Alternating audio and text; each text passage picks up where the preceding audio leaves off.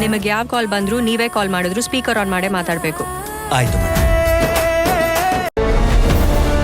ಇನ್ನೊಂದು ವಿಷಯ, ಅಕ್ಕ ಮಾತ್ರ ಹೀಗೆ, ಇವಳು ತಂಗಿ ಒಬ್ಳಿದಾಳೆ. ಬೆಂಗಳೂರಲ್ಲಿ IT ಕಂಪ್ನಿಯಲ್ಲಿ ಕೆಲಸ ಮಾಡ್ತಿದ್ದಾಳೆ. ಸರಾ ಪಟಾಕಿ ತರ ಅವಳು. ಮಾತ್ ಶುರು ಮಾಡ್ತಾರೆ ನಿಲ್ಸೋದೇ ಇಲ್ಲ. ಹೌದಾ? ನಮ್ದು ತುಂಬಾ ಕಡೆ ಬ್ರಾಂಚ್ ಇದೆ. ಹೌದಾ? ಯಾವ ಕಂಪ್ನಿಯಲ್ಲಿ ಕೆಲಸ ಮಾಡ್ತಾ ಇದ್ದಾಳೆ? ಅಮ್ಮ ದೇವಿ, ಆ ಕಂಪ್ನಿ ಹೆಸರು ಏನಂತ ಹೇಳಮ್ಮ.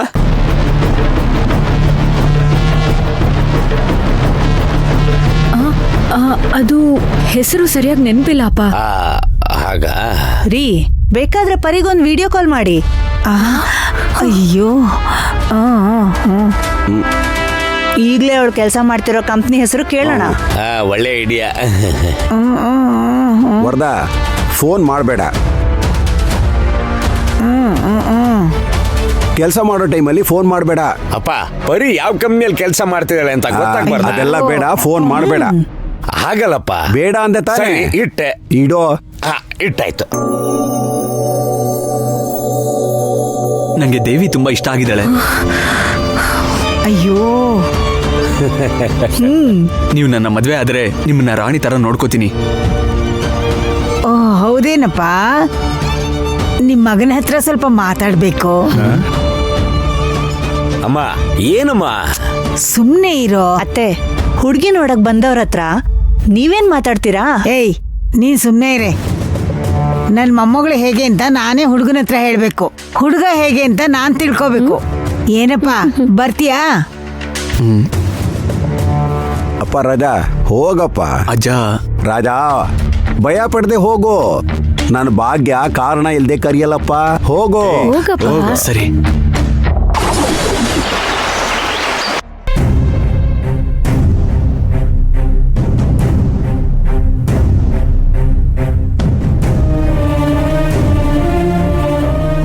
ರಾಮು, ಮೀಟಿಂಗ್ ಟೈಮ್ ಆಗ್ತಿದೆ, ಬೇಗ ಬಾ.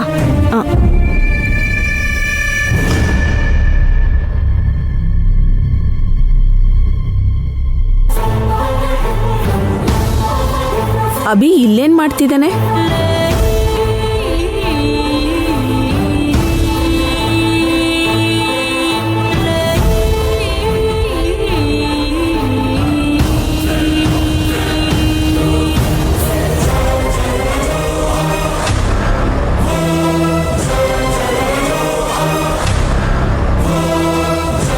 ಇವನ ಕಣ್ಣಿಗೆ ಬೀಳ್ಬೇಕು ಅಂತಾನೆ ಆ ಪೇಪರ್ನ ಇಲ್ಲಿಗೆ ತಂದಿಟ್ಟಿದ್ದು.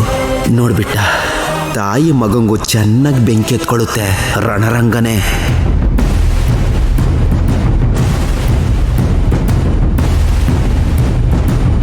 ಅಭಿ. ಅಮ್ಮ, ಏನಮ್ಮ ಇದು? ಯಾವುದು? ಪೇಪರ್ನಲ್ಲಿ ನನಗೂ ಪೂಜಾಗೂ ನಿಶ್ಚಿತಾರ್ಥ, ಸದ್ಯದಲ್ಲೇ ಮದ್ವೆ ಅಂತ ಹಾಕಿದಾರಮ್ಮ. ರಾಮು, ಸ್ಟುಪಿಡ್. ಈ ಪೇಪರ್ ನೀಲ್ ಯಾರಿಟ್ಟಿದ್ದು? ಯಾಕಕ್ಕ? ಅಯ್ಯೋ, ಗೊತ್ತಿಲ್ಲಕ್ಕ. ನೀನ್ ಮತ್ಯಾಕೋ ಈ ಮನೇಲಿದ್ಯಾ?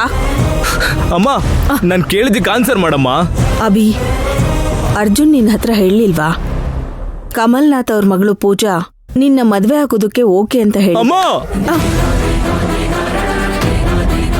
ಈ ಎಂಗೇಜ್ಮೆಂಟ್ ಕ್ಯಾನ್ಸಲ್ ಆಯ್ತು ಅಂದ್ಕೊಂಡು ನಾನು ಆ ವಿಷಯ ಬಿಟ್ಬಿಟ್ಟೆ ಕಣೋ. ಆದ್ರೆ ಅವತ್ ಬೇಡ ಅಂತ ಹೋದವ್ರೆ ಆಮೇಲೆ ಅವ್ರ ತಪ್ಪನ್ನ ಅರ್ಥ ಮಾಡ್ಕೊಂಡು ಮತ್ತೆ ಅವರೇ ಬಂದು ಕ್ಷಮೆ ಕೇಳಿ ಈ ಮದ್ವೆಗೆ ಅವರೇ ಒಪ್ಕೊಂಡ್ರು. ನಾವು ಬೇಡ ಅಂತ ಅಂದ್ಕೊಂಡಿದ್ರು, ಆ ದೇವ್ರು ನಿನ್ನನ್ನ ಪೂಜಾನ 3 ಗಂಟಿನ ಮೂಲಕ ಒಂದ್ ಮಾಡ್ಬೇಕು ಅಂದ್ಕೊಂಡಿದ್ದಾನೆ ಅಂದ್ರೆ ಅದಕ್ಕೇನೋ ಒಂದ್ ಕಾರಣ ಇದೆ ಕಣೋ. ಅದನ್ನ ತಡೆಯೋದಕ್ಕೆ ನಾವ್ಯಾರು ಅಭಿ? ಅಮ್ಮ, ನನ್ನಿಂದ ದೇವಿನ ಮರೆಯೋಕ್ಕಾಗಲ್ಲಮ್ಮ. ದೇವಿ ಸತ್ ಹೋಗಿದ್ದಾಳೆ. ಅವಳು ಸತ್ತಿದ್ರು ಅವಳಿಗೆ ನಾನು ದ್ರೋಹ ಮಾಡಲ್ಲಮ್ಮ. ಅವಳ ನೆನ್ಪಲ್ಲೇ ನಾನು ನನ್ನ ಜೀವನ ಕಳಿತೀನಿ. ಅಭಿ, ಹಾಗಾಗೋದಕ್ಕೆ ನಾನು ಬದುಕಿರೋ ತನಕ ಬಿಡೋದಿಲ್ಲ. ದೇವಿನ ಮರ್ತು ನನ್ನಿಂದ ಇನ್ನೊಂದು ಮದ್ವೆ ಆಗಕ್ಕಾಗಲ್ಲಮ್ಮ. ಮರುವು ಅನ್ನೋದು ನಮ್ಮೆಲ್ರಿಗೂ ದೇವ್ರು ಕೊಟ್ಟಿರೋ ಅತಿ ದೊಡ್ಡ ವರ ಕಣೋ. ನಮ್ ಬದುಕಲ್ಲಿ ಆಗೋ ಎಲ್ಲಾ ವಿಷಯನ ನಮ್ಮಿಂದ ನೆನ್ಪಿಟ್ಕೊಳಕ್ ಆಗಲ್ಲ. ಕಾಲ ಬದ್ಲಾಗ್ತಾ ಆಗ್ತಾ ನಾವು ಬದ್ಲಾಗ್ಬೇಕು. ಅದೇ ಕಣೋ ವಾಸ್ತವ. ನೀವೇನೇ ಹೇಳಿದ್ರು ನಂಗೆ ಸಮಾಧಾನ ಆಗಲ್ಲಮ್ಮ. ದಯವಿಟ್ಟು ಈ ಮದ್ವೆನ ನಿಲ್ಸಮ್ಮ. ಅಭಿ, ನಿನ್ನ ನಂಬಿ ಅಮ್ಮ ಮದ್ವೆ ತಯಾರಿಗಳನ್ನೆಲ್ಲ ಶುರು ಮಾಡ್ಕೊಂಡಿದ್ದಾರೆ. ಈಗ ಬೇಡ ಅಂತ ಹೇಳಿದ್ರೆ ಅದು ಅಮ್ಮನ ಪ್ರೆಸ್ಟೀಜ್ಗೆ ಧಕ್ಕೆ ಬರುತ್ತೆ ಕಣೋ. ಅಮ್ಮಂಗೆ ಮಗ ಮುಖ್ಯನಾ ಇಲ್ಲ ಪ್ರೆಸ್ಟೀಜ್ ಮುಖ್ಯನಾ ಅಂತ ನೀವೇ ಕೇಳಿ ಹೇಳಿ ಮಾವ. ರಾಮು, ಅಕ್ಕ ಯಾವ ಟೈಮಲ್ಲಿ ಏನ್ ಮಾತಾಡ್ಬೇಕು ಅಂತ ನಿನ್ ಗೊತ್ತಿಲ್ವಾ? ಹಾ, ಈಗ ನನ್ ಪ್ರೆಸ್ಟೀಜ್ ಬಗ್ಗೆ ಯಾರು ಮಾತಾಡಿದ್ರು? ಅಕ್ಕ ಇಡಿಯಟ್. ಅಭಿ, ರಾಮು ಬಾಯಿಗೆ ಬಂದಂಗೆ ಮಾತಾಡ್ತಿದ್ದಾನೆ. ಆ ವಿಷಯ ನಿನ್ ತಲೆಗೆ ಹಾಕೋಬೇಡ. ಬೇಕು ಅಂತ ತಾನೇ ಹಾಗೆ ಹೇಳಿದ್ದು. ಇಬ್ರು ಸರಿಯಾಗಿ ಕಚ್ಚಾಡ್ಕೊಳ್ಳಿ. ನಿನಗ್ ಚೆನ್ನಾಗ್ ಗೊತ್ತು, ನೀನು ಅರ್ಜುನ್ ನನ್ಗೆ 2 ಕಣ್ಣಿದ್ದಂಗ್ ಕಣೋ. ನನ್ ಪ್ರಾಣಕ್ಕಿಂತ ನನಗ್ ಹೆಚ್ಚು ನೀವಿಬ್ರೇನಪ್ಪ. ನಿನ್ನ ಪೂಜಾ ಮದ್ವೆ ವಿಷಯದಲ್ಲಿ ನನಗೆ ಪ್ರೆಸ್ಟೀಜ್ ಎಲ್ಲ ಒಂದು ಮ್ಯಾಟ್ರೇ ಅಲ್ಲ ಅಭಿ. ನಾನು ನಿನಗೆ ಒಳ್ಳೇದಾಗ್ಲಿ ಅಂತ, ನೀನು ಖುಷಿಯಾಗಿರ್ಬೇಕು ಅಂತ, ನಿನ್ನ ಫ್ಯೂಚರ್ ಚೆನ್ನಾಗಿರ್ಬೇಕು ಅನ್ನೋ ಒಂದೇ ಒಂದು ಕಾರಣಕ್ಕೋಸ್ಕರ ಮಾತ್ರ ಈ ಮದುವೆಗೆ ನಾನು ಒಪ್ಕೊಂಡಿದ್ದು. ದಯವಿಟ್ಟು ಒಪ್ಕೋಕಂದ. ಅಮ್ಮ, ನಾನು ದೇವಿನ ಸಿನ್ಸಿಯರ್ ಆಗಿ ಲವ್ ಮಾಡಿದೆ ಅಮ್ಮ. ಈಗ ಪೂಜಾ ಜೊತೆ ಮದುವೆ ಅನ್ನೋ ವಿಷಯನ ನಾನ್ ಮಾತ್ರ ಅಲ್ಲಮ್ಮ, ಮೇಲಿರೋ ದೇವ್ರು ಕೂಡ ಒಪ್ಕೊಳ್ಳಲ್ಲಮ್ಮ. ಹಾಗನ್ಕೊಂಡ್ರೆ ಮತ್ಯಾಕ ಆ ದೇವ್ರು ದೇವಿನ ಸಾಯಿಸಿ ನಿನ್ನಿಂದ ಅವಳನ್ನ ದೂರ ಮಾಡ್ದ? ಅವನೆಲ್ಲಿ ದೂರ ಮಾಡ್ದ? ನೀನ್ ತಾನೇ ಅವಳನ್ನ ಸಾಯಿಸಿ ದೂರ ಮಾಡಿದ್ದು. ಹೇಳು, ದೇವ್ರು ಯಾಕೆ ದೂರ ಮಾಡ್ದ? ನನ್ನ ಮನೆ ಗೌರವ ಅಂತಸ್ತು ಎಲ್ಲದನ್ನು ನಿನ್ ಖುಷಿಗೋಸ್ಕರ ಬದಿಗಿಟ್ಟು ನಿಮ್ಮಿಬ್ರನ್ನ ಒಂದು ಮಾಡ್ಬೇಕು ಅಂತ ತಾನೇ ಅಂದ್ಕೊಂಡೆ.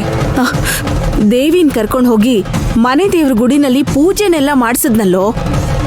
ಆದ್ರೂ ಯಾಕೋ ದೇವಿ ಸತ್ಲೋ? ಇದ್ರಲ್ಲಿ ನನ್ನ ತಪ್ಪೇನಿದೆ? ನಿಮ್ಮಮ್ಮ ಏನೋ ತಪ್ಪು ಮಾಡಿದಾಳೆ. ನನ್ನ ಮಗ ಹೀಗೆ ಮನಸ್ಸು ಹಾಳು ಮಾಡಿಕೊಂಡು ಹುಚ್ಚಂತರ ಯಾಕೆ ಒಂಟಿಯಾಗಿ ಜೀವನ ನಡೆಸ್ಬೇಕು? ಹೇಳಪ್ಪ, ನಿಮ್ಮಮ್ಮನಿಗೆ ಯಾಕಿಂತ ಶಿಕ್ಷೆ ಕೊಡ್ತಿದ್ಯಾ? ಅಮ್ಮ, ಅಳ್ಬೇಡಮ್ಮ ಪ್ಲೀಸ್. ಅಕ್ಕ, ದಯಾ ಕರುಣೆ ಇಲ್ದೆ ಒಂದು ಕೊಲೆ ಮಾಡಿ ಎಷ್ಟು ಚೆನ್ನಾಗಿ ನಾಟಕ ಮಾಡ್ತಿದ್ಯಾ. ಸಾಮಾನ್ಯದೊಳಲ್ಲ ನೀನು. ನಿನ್ ಕಷ್ಟ ನನಗೆ ಅರ್ಥ ಆಗುತ್ತಮ್ಮ. ನನ್ನ ಕಷ್ಟನು ನೀನ್ ಅರ್ಥ ಮಾಡ್ಕೊಮ್ಮ. ನನ್ನಿಂದ ಈ ಮದ್ವೆ ಆಗೋಕ್ಕಾಗಲ್ಲಮ್ಮ. ಆಗತ್ತೆ ಅಭಿ, ಕಾಲನೇ ನಿನ್ನೆಲ್ಲ ನೋವುಗಳಿಗೂ ಖಂಡಿತ ಉತ್ತರ ಕೊಡುತ್ತೆ. ನೀನ್ ಇವಾಗ ಭ್ರಮೆ ಲೋಕದಲ್ಲಿ ಬದುಕ್ತಿದ್ಯಾ. ವಾಸ್ತವ ಲೋಕಕ್ಕೆ ಬಾ ಅಭಿ. ನೀನೊಬ್ಬ ಬಿಸ್ನೆಸ್ ಮ್ಯಾನ್ ಅನ್ನೋದನ್ನ ಮರಿಬೇಡ. ನಾವ್ ಎಷ್ಟು ದೊಡ್ಡ ಬಿಸ್ನೆಸ್ ಸಾಮ್ರಾಜ್ಯನ ಕಟ್ಟಿ ಬೆಳೆಸಿದೀವಿ ಅಲ್ವಾ. ಕಷ್ಟ, ಸುಖ, ಲಾಭ, ನಷ್ಟ ಎಲ್ಲ ತರದ ಪರಿಸ್ಥಿತಿಗೂ ನಾವ್ ಯಾವಾಗ್ಲೂ ರೆಡಿಯಾಗೇ ಇರ್ಬೇಕು. ಯಾವುದಕ್ಕೂ ಸೋಲ್ಬಾರ್ದು ಅಭಿ. ಸರೋಜಾದೇವಿ ಕನ್ಸ್ಟ್ರಕ್ಷನ್ ಕಂಪನಿ ಯಾರನ್ನ ನಂಬಿದೆ? ನನ್ನಂತ್ರ ಹೆಸರು, ಗೌರವ, ಫ್ಯಾಮಿಲಿ ಬಿಸ್ನೆಸ್, ಕಂಪನಿ ರೆಪ್ಯುಟೇಷನ್, ಈ ಜವಾಬ್ದಾರಿಗಳೆಲ್ಲದನ್ನು ತಗೊಳ್ಳೋದು ಯಾರು ಅಭಿ? ನಾನು ಹೋದ್ಮೇಲೆ ಎಲ್ಲಾನು ನೀನೇ ಅಲ್ವೇನೋ? ಅದಕ್ಕೆ ನೀನೇ ರೆಡಿ ಮಾಡ್ಕೊಳ್ಳೋದು ಬೇಡವೇನೋ? ಅಮ್ಮ, ನನ್ನಿಂದ ಮರೆಯೋಕೆ ಆಗ್ತಿಲ್ಲ ಅಮ್ಮ. ನನ್ನಿಂದ ಇನ್ಮೇಲೆ ಖುಷಿಯಾಗಿರೋದಕ್ಕೆ ಆಗ್ತಿಲ್ಲ ಅಮ್ಮ. ಆದ್ರೆ ನಿಮ್ಮ ಅಮ್ಮನ್ ಖುಷಿ ಪಡಿಸೋ ಜವಾಬ್ದಾರಿನೂ ನಿಂದೆ ಅಲ್ವಾ ಅಭಿ? ಲೋಕದಲ್ಲೇ ದೊಡ್ಡ ಖುಷಿ ಏನು ಅಂದ್ರೆ ನಮ್ ಸುತ್ತ ಇರೋರ್ನ ಖುಷಿಯಾಗಿ ನೋಡ್ಕೊಳ್ಳೋದು ಅಭಿ.